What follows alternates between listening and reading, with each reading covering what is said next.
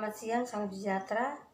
Nama saya Meliani Yunita P. Adang, NIM 17030800018, kelas B reguler sore, jurusan Sosiologi.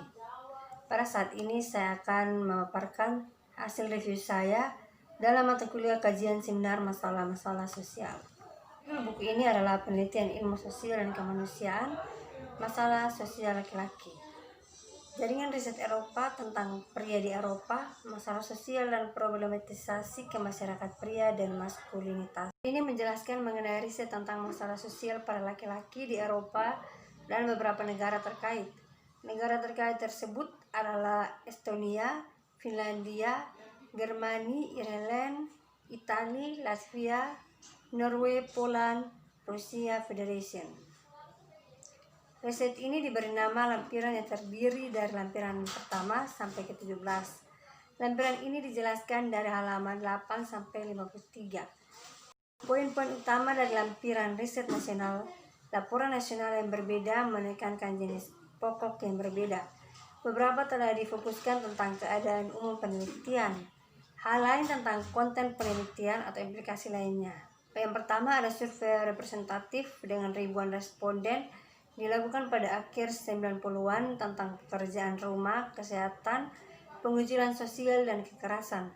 Yang kedua, cakupan relatif baik pada pekerjaan dan kesehatan bukan pada pengucilan sosial. Yang ketiga, gender dan maskulinitas pria tidak secara langsung disajikan dalam kebanyakan penelitian. Jenis kelamin masalah dilihat sebagai bukan prioritas utama, kejahatan, kemiskinan, dan pengangguran. Sementara semua ini masalah teratas sangat syarat dengan gender, biasanya gender mereka abaikan. Keempat, masalah sosial diwujudkan dalam pendeknya usia harapan hidup laki-laki setelah Rusia. Estonia memiliki perbedaan harapan hidup terbesar antara pria dan wanita sebagai akibat dari masalah kesehatan pria. Yang kelima, masalah pria, kelebihan beban kerja, intensifikasi kehidupan kerja, tekanan untuk mendapatkan lebih banyak uang, masalah kesehatan yang terabaikan, atau lebih baik mati daripada pergi ke dokter. Tingkat pendidikan rendah, lebih sedikit kelas di sekolah, perubahan perilaku perkawinan, perkawinan tradisional, masalah hak ayah. 1.1 Konteks kebijakan nasional dan 4 bidang kebijakan di tingkat nasional, konteks nasional dan pilihan kebijakan laki-laki dan maskulinitas. Sebagaimana diatur dalam konteks kebijakan yang berubah, telah terjadi perubahan sejarah besar dalam bentuk maskulinitas dan praktik pria. Namun ada juga kegigihan dalam beberapa aspek pria dan maskulinitas.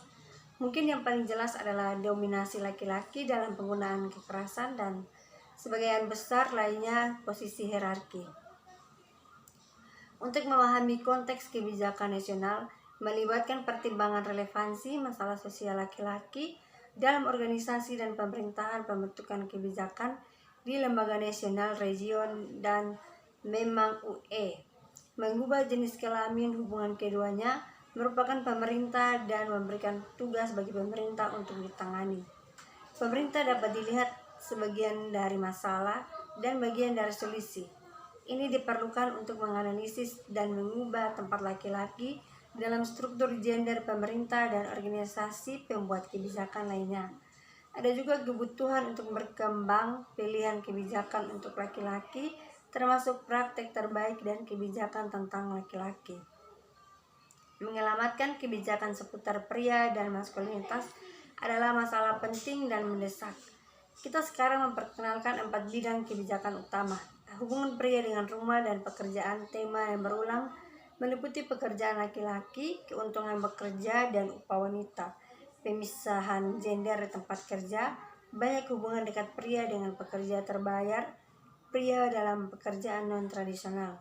Secara umum ada kekurangan perhatian pada pria sebagai manajer, pembuat kebijakan, pemilik dan pemegang kekuasaan lainnya.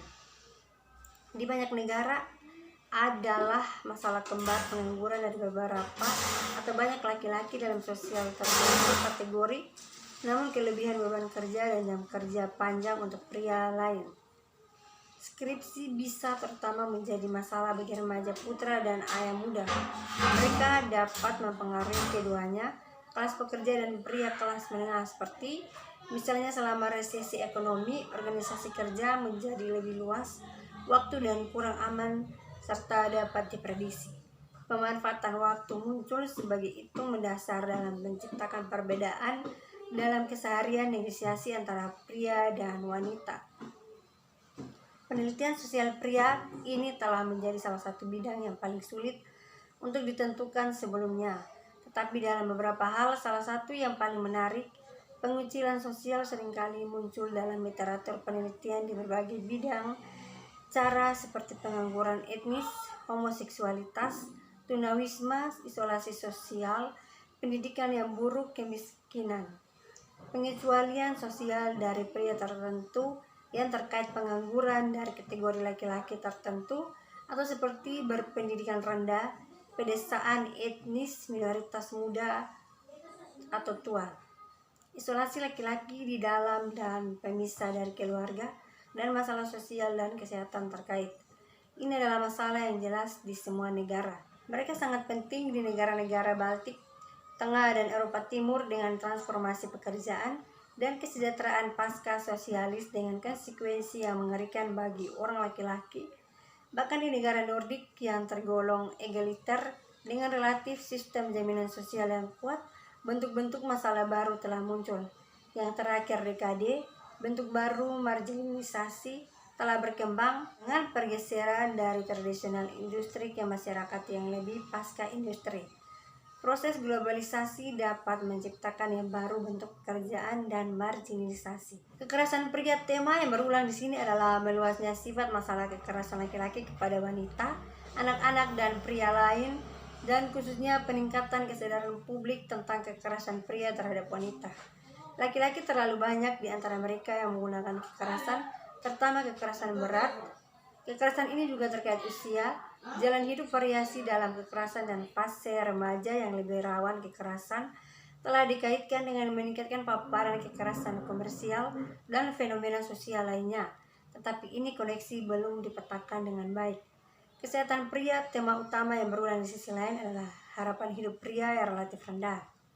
Kesehatan yang buruk, kecelakaan, bunuh diri, dan morbiditas. Beberapa penelitian melihat maskulinitas tradisional yang berbahaya bagi kesehatan. Pria semakin menderita dan meninggal pada usia yang lebih muda akibat penyakit kardiovaskular, kanker, penyakit pernafasan, kecelakaan, dan kekerasan dibanding wanita. Sosial ekonomi, faktor, kualifikasi, status sosial, gaya hidup, pola makan, merokok, dan minum. Perbedaan gender dalam kesehatan muncul dari bagaimana pekerjaan tertentu dilakukan oleh laki-laki. Pekerjaan ini berbahaya. Bukti menunjukkan bahwa umumnya pria mengabaikan kesehatan, dan bahwa bagi beberapa pria setidaknya kejantanan mereka ditandai dengan pengambilan risiko, terutama untuk pria yang lebih muda, atau dalam hal merokok, mengonsumsi alkohol dan obat-obatan tidak aman, praktek seksual, kecelakaan di jalan raya, dan kurangnya kesadaran akan risiko. Ketidaktahuan mereka tubuh dan keengganan untuk mencari intervensi medis untuk masalah kesehatan yang dicurigai. Ada pekerjaan akademis yang relatif sedikit tentang kesehatan pria dan kesehatan pria praktik dari perspektif gender di banyak negara. Hubungan pria dengan rumah dan pekerjaan, tema yang berulang meliputi pekerjaan laki-laki, keuntungan bekerja, dan upah wanita. Pemisahan gender di tempat kerja, banyak hubungan dekat pria dengan pekerja terbayar, pria dalam pekerjaan non-tradisional. Secara umum ada kekurangan perhatian pada pria sebagai manajer, pembuat kebijakan, pemilik, dan pemegang kekuasaan lainnya. Di banyak negara adalah masalah kembar pengangguran dari beberapa atau banyak laki-laki dalam sosial tertentu kategori, namun kelebihan beban kerja dan jam kerja panjang untuk pria lain. Skripsi bisa terutama menjadi masalah bagi remaja putra dan ayah muda. Mereka dapat mempengaruhi keduanya, kelas pekerja dan pria kelas menengah, seperti misalnya selama resesi ekonomi, organisasi kerja menjadi lebih luas, waktu dan kurang aman, serta dapat diprediksi. Pemanfaatan waktu muncul sebagai itu mendasar dalam menciptakan perbedaan dalam keseharian negosiasi antara pria dan wanita. Penelitian sosial pria ini telah menjadi salah satu bidang yang paling sulit untuk ditentukan sebelumnya. Tetapi dalam beberapa hal, salah satu yang paling menarik, pengucilan sosial seringkali muncul dalam literatur penelitian di berbagai bidang, cara seperti pengangguran etnis, homoseksualitas, tunawisma, isolasi sosial, pendidikan yang buruk, kemiskinan. Pengecualian sosial dari pria tertentu yang terkait pengangguran dari kategori laki-laki tertentu atau seperti berpendidikan rendah, pedesaan etnis, minoritas muda atau tua, isolasi laki-laki di dalam dan pemisah dari keluarga, dan masalah sosial dan kesehatan terkait. Ini adalah masalah yang jelas di semua negara. Sekian hasil review saya. Terima kasih.